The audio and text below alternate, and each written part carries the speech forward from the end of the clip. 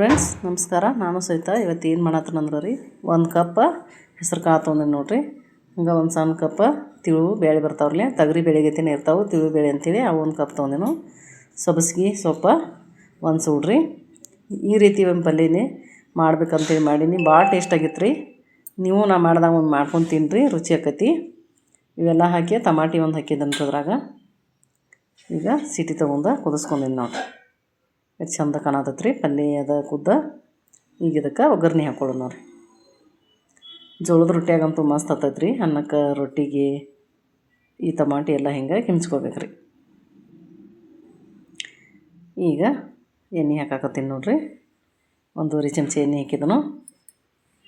1 ಚಮಚ ಜೀರಿಗೆ, ಸ್ವಲ್ಪ ಸಾಸ್ಮೆ, ಬೆಳ್ಳುಳ್ಳಿ, ಜಜ್ಜಿರೋದ, ಉಳ್ಳಾಗಡ್ಡಿ ಎಲ್ಲ ಹಾಕಿ ಹಿಂಗೆ ಫ್ರೈ ಮಾಡ್ಕೋಬೇಕು ರೀ. ಖಾರ ಭಾಳದಾವ, ಮೆಣಸಿನ್ಕಾಯಿ ಒಂದು ಸ್ವಲ್ಪ ಹಾಕಿದ್ದೀನಿ ರೀ. ಅರಿಶಿನ ಪುಡಿ. ಈಗ ಕುದಿಸಿಟ್ಕೋದ್ರ ಬ್ಯಾಳಿ, ಸೊಪ್ಪಿನ ಪಲ್ಯ ಮ್ಯಾಲೆ ಒಂದು ಸ್ವಲ್ಪ ಕೊಬ್ಬರಿ ಹಾಕಿದ್ದೀನಿ ರೀ.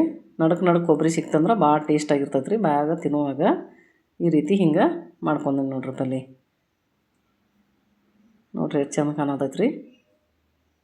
ಆ ಬ್ಯಾಳೆ ಎಲ್ಲ ಕುದ್ದು ಅದು ರಸ ಬಿಡ್ತೈತೆ ಅಲ್ರಿ, ಭಾಳ ಮಸ್ತ್ ಆಗ್ತೈತೆ ರೀ ಅದು ತಿನ್ನಾಕ. ಬಿಸಿ ಬಿಸಿ ರೊಟ್ಟಿ ಜೊತೆ ತಿಂದ್ರೆ ಭಾಳ ಟೇಸ್ಟಾಗಿರ್ತೈತೆ ರೀ.